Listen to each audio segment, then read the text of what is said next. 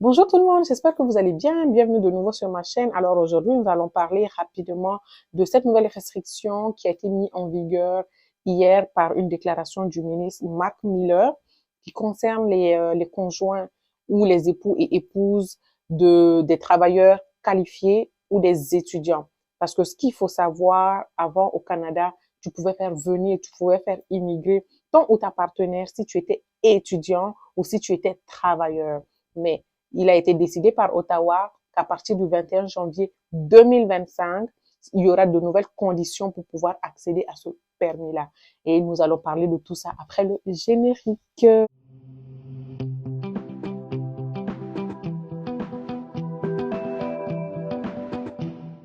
Comme je l'ai dit tantôt, c'était vraiment une aubaine avant de pouvoir faire venir ton ou ta partenaire quand tu étais étudiant, surtout parce que ça t'aidait, on connaît tous le coût des études au Canada, ça t'aidait vraiment à prendre en charge tes études et te faciliter la vie au quotidien. Parce que vivre avec un seul salaire au Canada, c'est pas facile. Puis si vous êtes deux, ça vous aide beaucoup plus financièrement. Mais pour les travailleurs, ça soulage aussi parce que, comme on l'a dit, vivre avec un seul salaire au Canada, ce n'est pas facile, mais Ottawa a décidé qu'à partir du 21 janvier 2025, ce permis sera octroyé sous réserve. Et sans plus tarder, je vous lis ça. À compter du 21 janvier 2025, les permis de travail seront limités aux conjoints d'étudiants étrangers qui sont inscrits soit à des programmes de maîtrise d'une durée de 16 mois ou plus, des programmes de doctorat.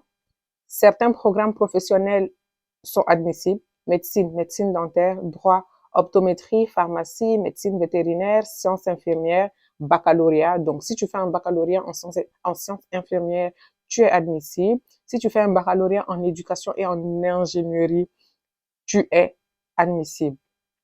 Les permis de travail ouverts de conjoints seront également limités aux conjoints des travailleurs étrangers qui sont employés dans les domaines suivants: soit des professionnels des catégories faire 0 ou 1. Je ferai une vidéo pour donner la liste des emplois qui font partie des catégories faire 0, 1. Ben, en fait, la liste d'emplois dans toutes les catégories. Certaines professions des catégories faire 2 ou 3 dans des secteurs où il y a des pénuries de main-d'œuvre ou qui sont liées aux priorités du gouvernement. OK?